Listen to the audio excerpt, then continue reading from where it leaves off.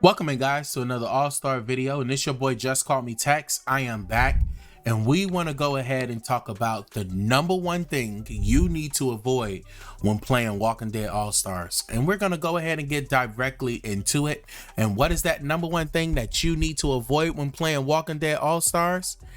Is leveling the wrong survivors and how that works. So we're going to go ahead and look at my roster here, and these is what I have right now currently as my survivors. So you see Glenn is my first legendary survivor. All right, just to give you some information about how this works. As you continue to play the game, you continue to get gear.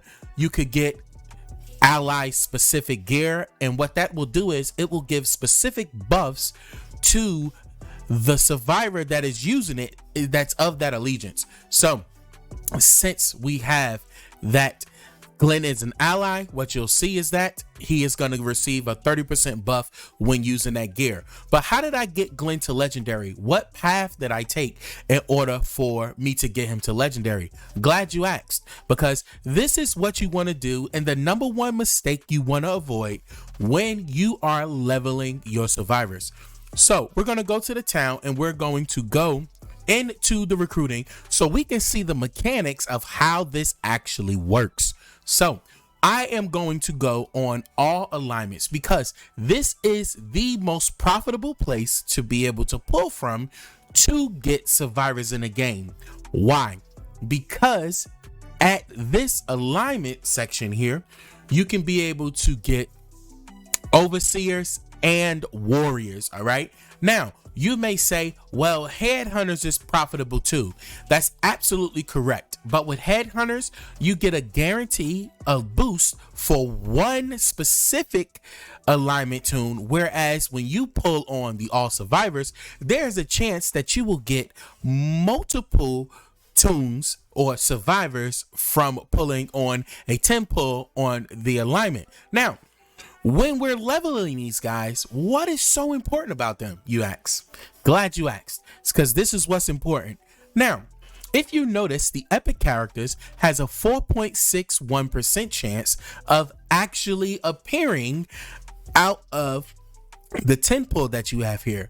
Why is this important? It's very important because, as you see, each one of them has a 0.22% chance when you add it all together, along with the overseers who have a 0.02% chance. It's going to give you 4.61%. Now, the rares. These are your rares: Eric, Haley, Nia, Hudson, Guide.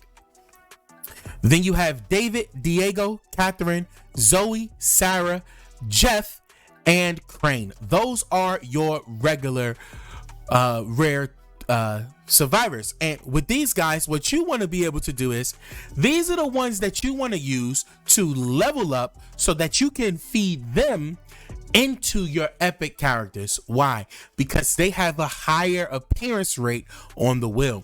So you don't want to sacrifice maybe your Eugene. You don't want to sacrifice your Gabriel just because you want or need a boost to boost up, another survivor. You want to make sure that you're building with these guys here so that you can be able to use them to be able to level up your epic tunes. You do not want to use epics to level up epics unless it's absolutely necessary. So let's go ahead and look at what do I mean by this. If we go here to the command center, what you'll see is if I click on beta, right, I could use either Sherry or I could use either Chemist to be able to make him legendary.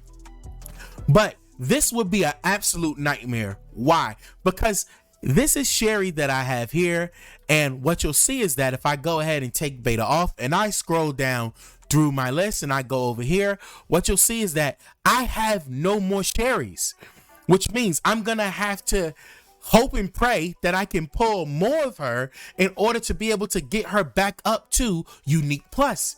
This is a no-go. You do not use your epic tunes to be able to level up other epic tunes. Now, what you need to be able to do is you need to be able to use the fodder tunes to level them up. What do I mean by that? As you can see, I'm currently working on Crane. So I would use Crane and other Cranes or other, predators that are epic predators to be able to level them up. Now, this process does take some time, and it is absolutely longer than what your normal process would be.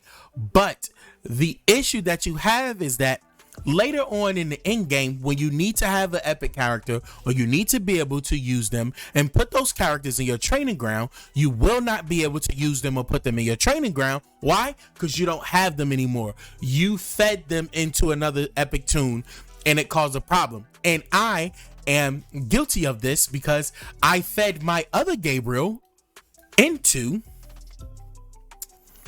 my Glenn. Hey, bro, come on now, dog. Come on, man. And now I need that Gabriel, and I don't have him. And Gabriel is one of the top toons that you can be able to play with, top survivors you can be able to play with. Now, you can go ahead and check out my tier list guide that's up in the right hand corner, and you can see where Gabriel and where Glenn place amongst the best in the game. And you can see why I'm saying that these guys are good, and I made a mistake of feeding an epic toon into another epic toon. That is not what you want to be able to do. Now, what you'll see down here on the bottom of my roster is I do have a Jeff that is maxed. Why is this? Because this Jeff is going to be fed into one of my other bystanders when I level them up. A small price to pay for salvation. Now, if you notice here, I have two Diegos. Diego is one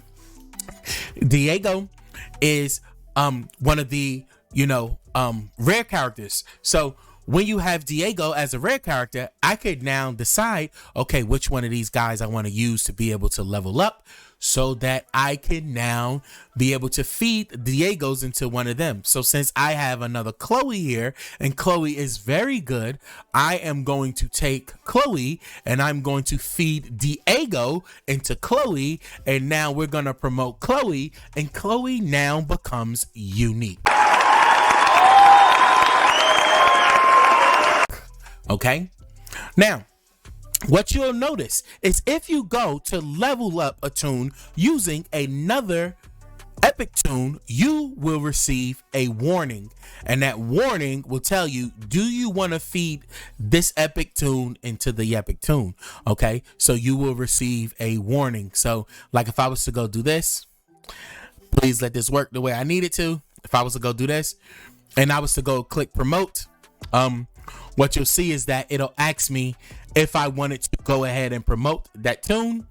And if you click it, you can go ahead and say yes, or you can go ahead and say no. So I'll go ahead and click promote. It should work this way. Now, look at what it says. This is the promotional material that you're using, right? So it's giving you a warning that, hey, you should not be using these guys because these are other epic guys that you're The answer is hell no. going to use to promote in here.